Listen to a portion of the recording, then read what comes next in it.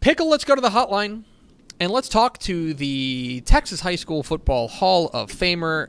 You can hear him on the Horn in Austin every weekday, and he is my co-host alongside Rick Renner on High School Scoreboard Live on Bally Sports Southwest. We go live to Craig Way. Craig, how are you, my friend? I'm good, and apparently, yeah, it's a busy time for me this time of year, but I'm told you're about as busy as it gets these days in your little corner of the woods. Dude. Well, now, correct me now, because here's the thing. People know you as the voice of the Texas Longhorns, and they may think, oh, cool, he gets to call 12 football games a year. That seems like a fun job. Correct me if I'm wrong. Were you in California on Sunday? I was. There was that Texas football game on Saturday night, which from the Texas perspective was anything but fun. You could call it a that game. You mentioned. Yeah. And I got home a little after midnight, but I was back up at 4 to catch a 6 a.m. flight to San Jose, and then zipped up to Palo Alto to call a thrilling basketball game. The 25th ranked Texas women knocked off the 3rd ranked team in the country and defending national champion Stanford on their home floor when they were raising their championship banner and all that stuff. So, while there are disappointing moments in a football season or a men's basketball season or a women's basketball season or a baseball season, chances are there's probably a good moment not too far right around the corner. So, I always have faith in that. Same thing with the Texas high school football playoffs. We talk about the playoffs being what they are, and for all of the status quo that happens, you do have the upsets that happen. And for all the status quo that happens, here's some reality for you, Tep. Either El Paso Eastlake or Boswell High is going to be in the Sweet 16 next week. So try that one on for size. It is a representation of what was a wild first round of the Texas high school football playoffs. And so I'll just lay it out to you like this.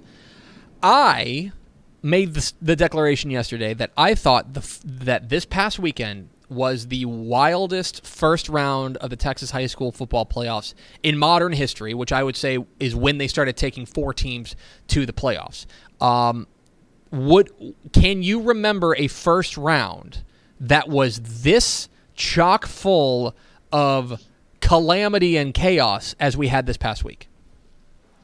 In the collective, and that's the key, the answer is absolutely not.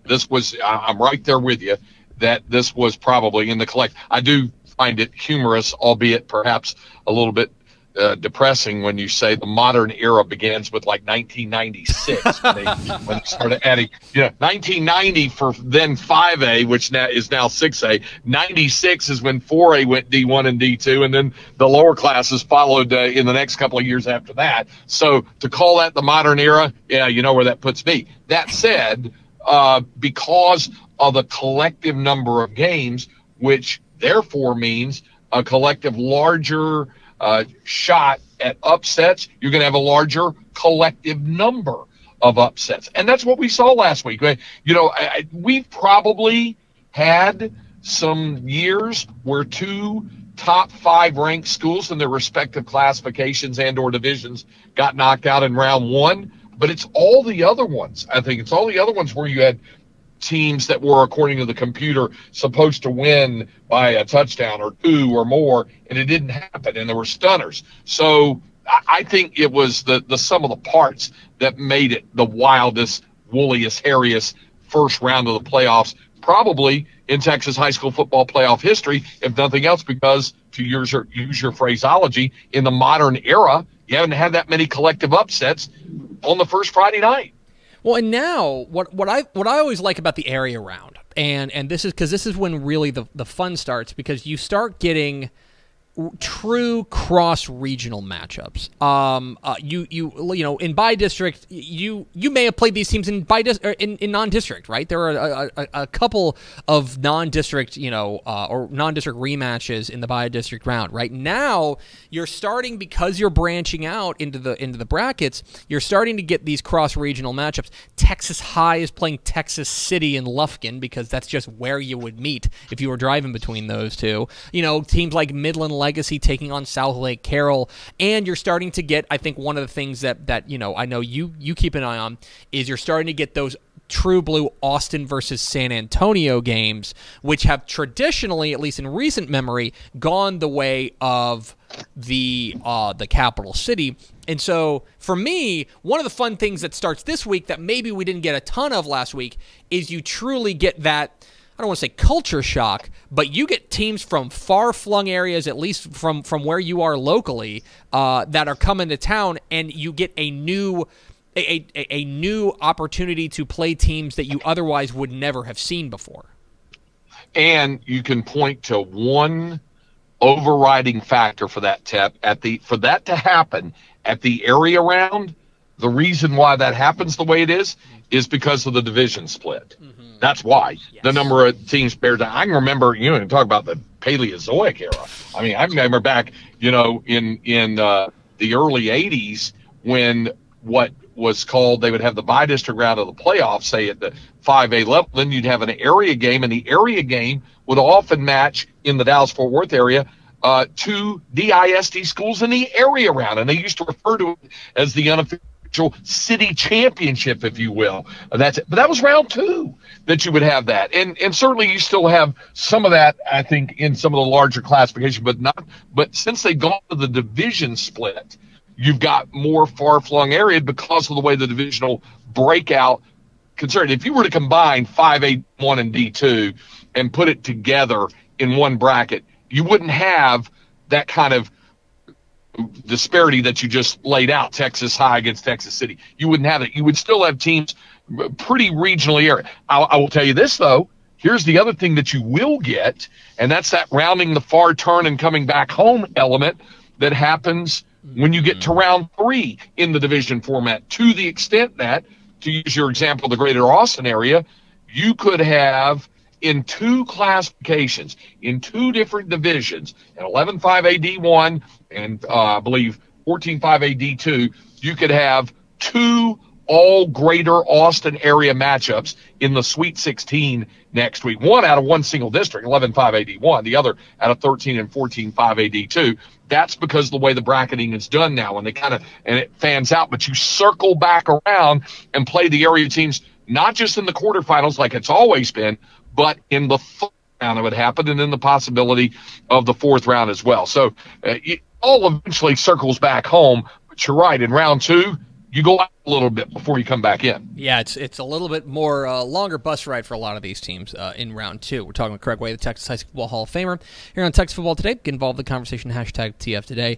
All right, Craig, it's time for the meanest thing we do to one another, and that is I'm gonna ask you, I'm gonna give you three games, and I'm gonna give you an opportunity to teleport to one of them, and you got to tell me which one you're gonna go to. Are you going to go? I believe this game's in Tyler. I believe our own Ashley Pickle is going to be there. And Matt Stepp at Trinity Mother Frances Rose Stadium as College Station takes on Frisco Lone Star in a top 5 matchup. Or are you going to go to Green Stadium in Bryan as Manville takes on Pflugerville Weiss in a super sneaky fun game? Or, and this is where I get you. This is the mean part of it. You're mean. Or are you going to go Thursday night, and don't take that stupid off-ramp, Thursday night at 6:30 p.m. in Dublin as the May Tigers take on the Jonesboro Eagles in a literal number 1 versus number 2 area round regional semifinal matchup, however you want to call it, in the 6-man ranks. Which of those three games are you going to go to? Yeah, that's a great call there. I've been kind of trembling when I saw it working on the horizon, but I might resist the temptation to go have a burger with Pickle and catch the one in Tyler, and instead opt for Weiss and Manville. Mm-hmm. Because, just as you tweeted yesterday, Tep, to see, between Rockwall and DeSoto, your bold prediction that the final score would not be 3-0, and I said might not be 33-30. It could be a lot higher than that. Same deal here. I think don't you think that Manville and Weiss will be loading up the scoreboard with some points? I'll give you another one to keep an eye on. Two teams with eyebrow-raising wins. Yeah, Georgetown and who am I forgetting? Georgetown is going to play Fort Bend Hightower. Fort Bend Hightower. That's it. And so they're playing Hightower. You got Georgetown. I know you were impressed with Darson Herman. Darson Herman, who last week against Dripping Springs accounted for all 9 touchdowns, but only 3 were through the air. He ran for 6 and passed for 3. So how crazy is that? Yeah, and that was it's so funny because, you know, of course, you and I called the game for Texans Live in Week 11 of Pflugerville Weiss and Georgetown. And I think both of us came away being like, boy, you know what? Both these offenses, they're cooking. And then like Week 1 of playoffs, they're like, yeah, both offenses looking pretty good. They have not skipped a beat now that the playoffs have arrived. He is Craig White. He's the Texas High School Football Hall of Famer. Listen to him on the Horn in Austin every weekday, and you can see him Friday night on Bally Sports Southwest, the last Friday night one, because we matriculate to Saturday after that. Although you're going to be in West by God, Virginia, aren't you? I will be in beautiful Monongalia County, West Virginia, astride the Monongahela River on Friday evening. So, yeah, I will check in with you guys late in the program to look at the smoldering aftermath of round 2 on Friday night. I look forward to it, Craig. Safe travels, my friend. You bet. See you. There he goes. Craig White, the Texas High School Hall of Famer. Joins us every Tuesday here on Texas Football Today. I'm glad that I'm not crazy and that I thought and that he also think. Okay. I'm glad I'm not. Okay, let me rephrase. I'm glad I'm not wrong in my. Hold on. Let me finish. I'm glad I'm not wrong on this point. Okay. That it was the wildest first round of the Texas High School playoffs in the modern history. That Craig agrees with me. Yeah. Right? Oh, yeah. If Craig says it, on that point, then it's accurate. I am not wrong. Okay. For once, I'll give you that. A lot. Not on that point. Only for the sake of Craig. Anyway, we appreciate Craig White hopping on with us. Thanks so much for watching that video. If you would like more and to be notified when they come out, go ahead and click that subscribe button right down there. You can also watch Texas Football Today every day live at noon on TexasFootball.com, Facebook, Twitch, and right here on YouTube. For more of the best coverage of Texas football in the Lone Star State, go to TexasFootball.com/subscribe.